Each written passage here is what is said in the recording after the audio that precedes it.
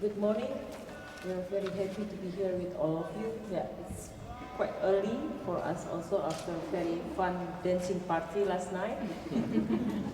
So it's actually what's somehow I felt like what is happening last night also resembles what's happening in Indonesian art scene these days. Like every time we had openings or exhibitions, always like it's very common that artists invite DJs or bands to play during the opening. So this is like somehow also the new context of Indonesian art these days. Uh, it's also needs to be underlined that the representation of artists in Indonesia that you see in this exhibition at the IPT is also somehow representing the new generation of artists in Indonesia, which is quite different from what you have seen maybe the last 10 years. Like the last 10 years ago, maybe it's more represented by somehow political artists, like maybe you know Efek Sarsono, Dadang Kristanto, Nindi Chody Purnomo.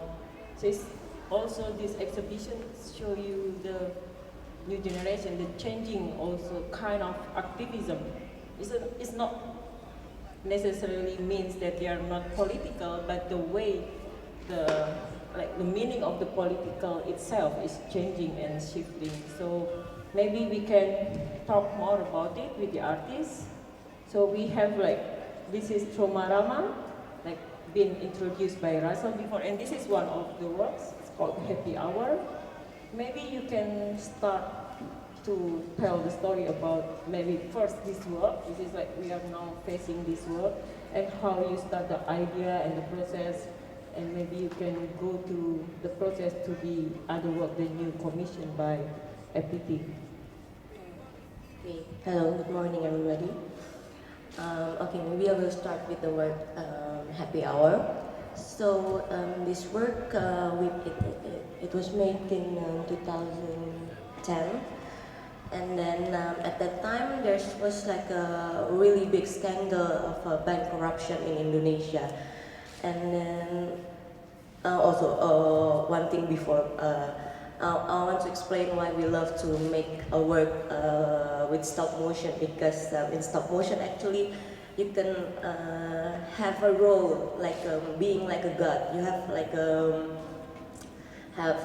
you can put like a soul into like an object. So it actually it's actually like it's motivate you to giving a life to an object. So that's why we really love to playing with the stop motion, and then it's used a lot of imaginations and everything. And then okay, in this project and in this work, actually it's a real actual banknotes of Indonesia, and then we want them to sing happy. A song that written by us, and then the arrangement from our friends. We like to make that the heroes in all these banknotes to feel like relief, more kind of like break time, because they're being like it's not suffering. It's not a word for suffering, right? It's maybe if we, yeah, because money is the cause of the scandal. So we try to put ourselves, like if we are the money, so we become so stressful and people blame us for the problems happening. So yeah, maybe we just go out with our friends, like they are the heroes in the money, and they are all friends, and they want to go karaoke together, and like just drink and sing something, and yeah, that's the main idea of this work.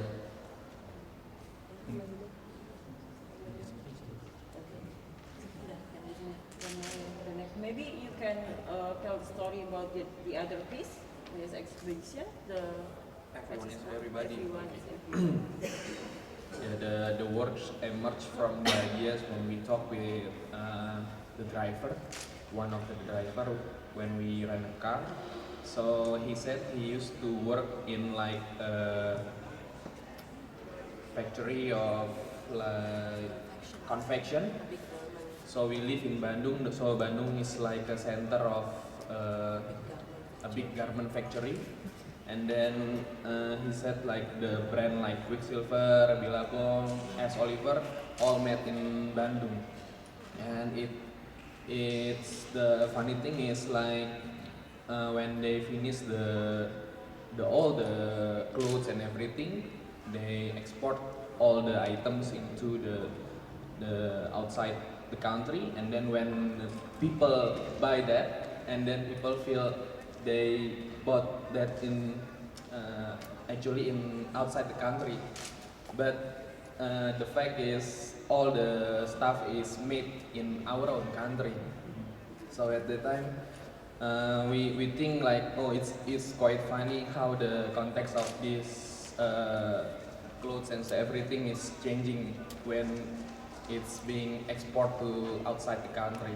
And then we feel like nowadays like due to grow economic in Indonesia in these past years, there's so many shopping mall in our country have been developed, and then there's also this boom economy causing there's so many new classes in our society. So people always trying to construct their identities through the objects in their self, and then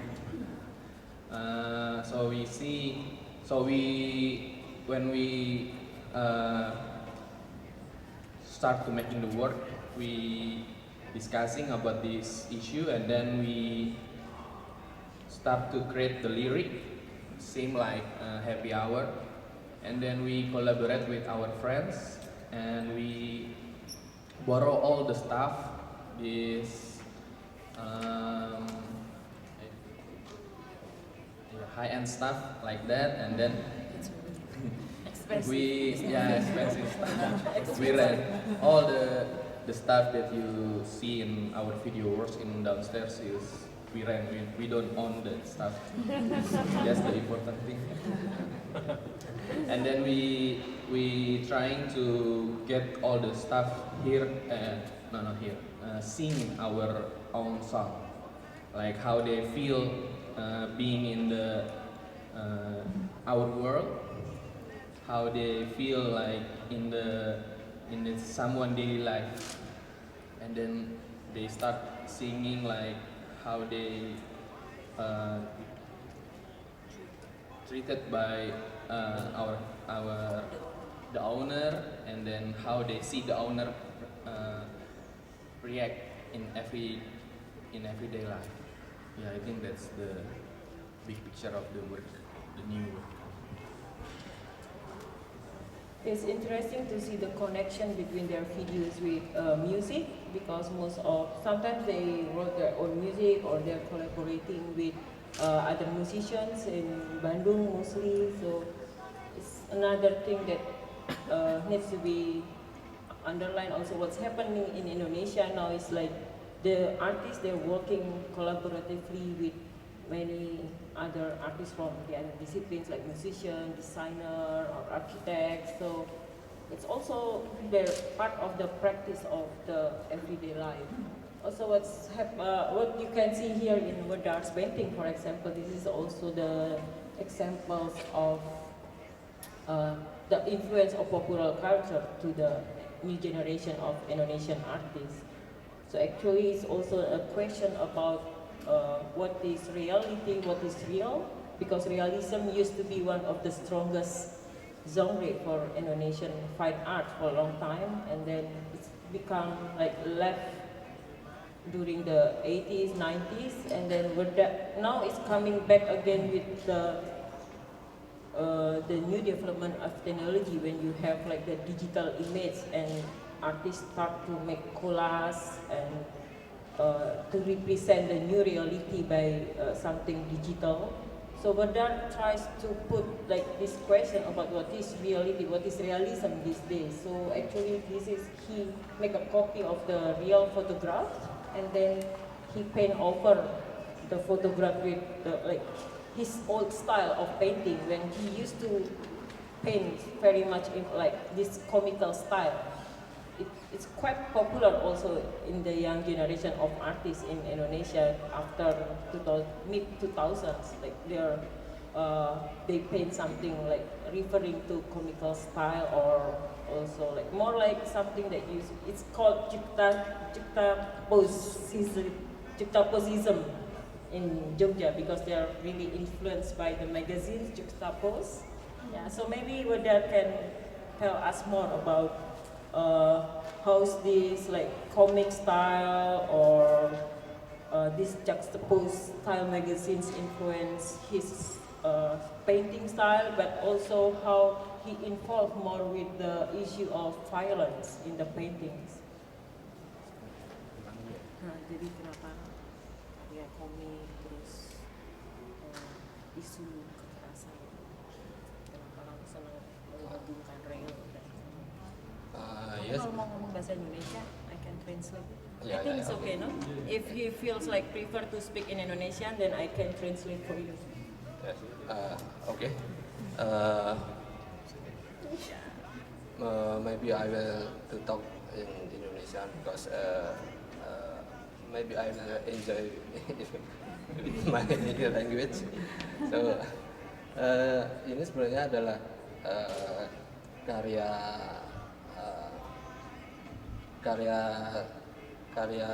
yang satu sebelah sana karya tahun 2012 dan yang kedua di sebelah kiri adalah 2012. Nah, inspirasi dari karya ini adalah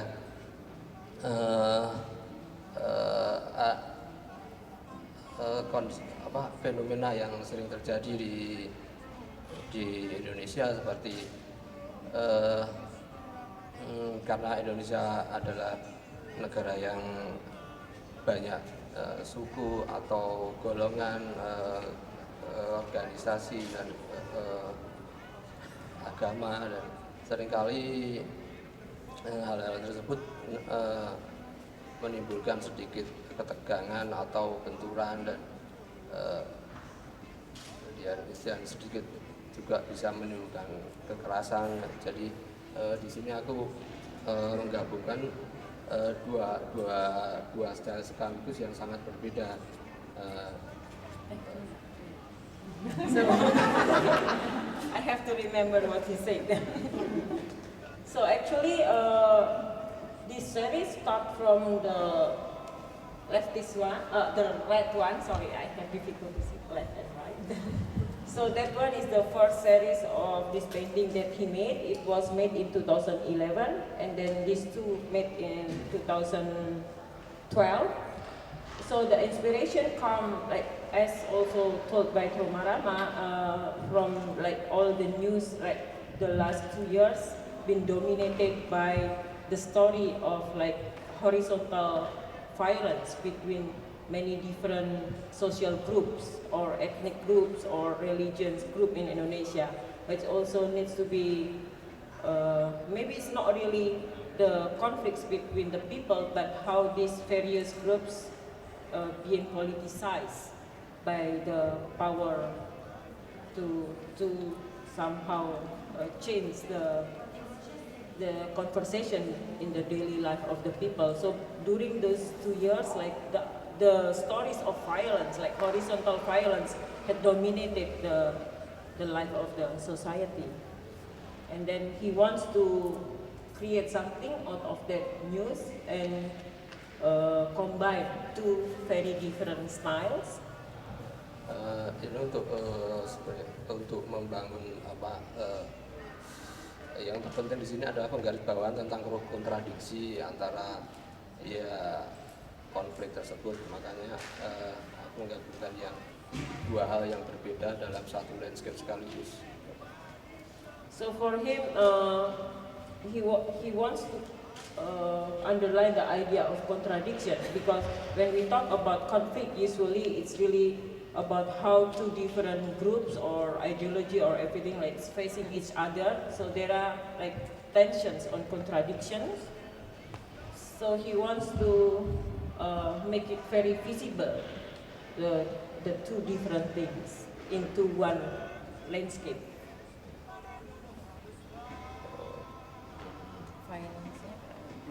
Ya, yang di sini aku banyak memakai objek tentang ada simbol batu, kayu, dan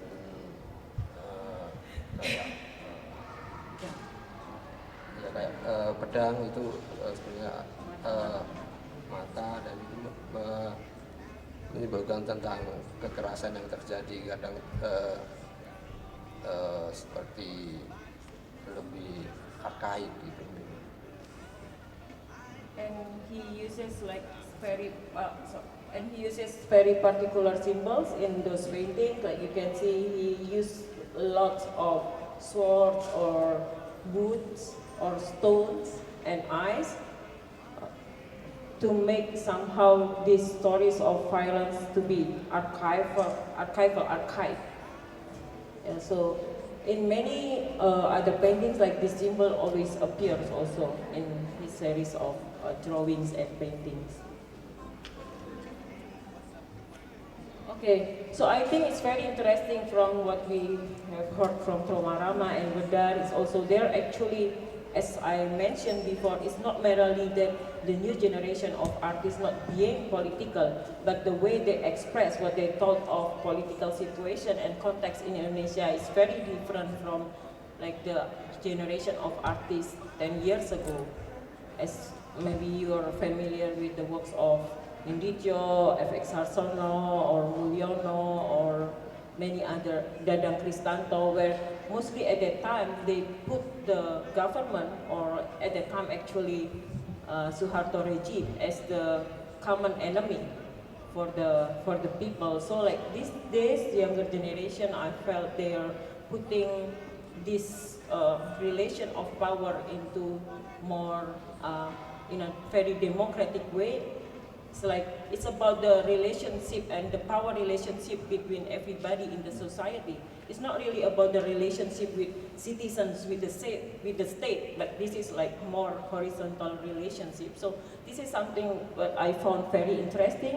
This is like really changing the meaning of being political these days, and also the activism is getting really different. Like before, most of the artists, they become part of very political movement, like they become part of political not party but political organization. But now like the way become activists or politics is like building their own elements of civil society, like what you've seen in Ruang Rupa, for example, is also part of the activism of building their own art infrastructure, but at the same time to distribute and disseminate the idea of new art for the young people.